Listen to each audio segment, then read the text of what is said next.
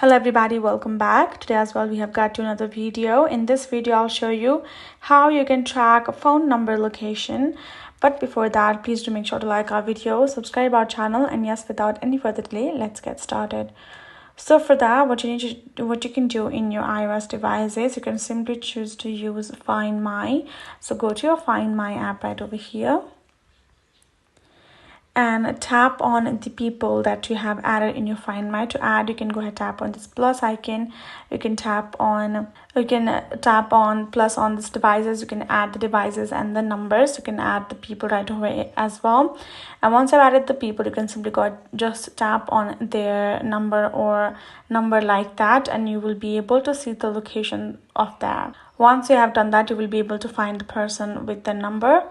Other thing is that you can go to your iCloud website to locate a phone as well, because once you have added your phone number there. So those are the options. So hope this video helped. Thank you so much for watching. I will see you guys in our next video.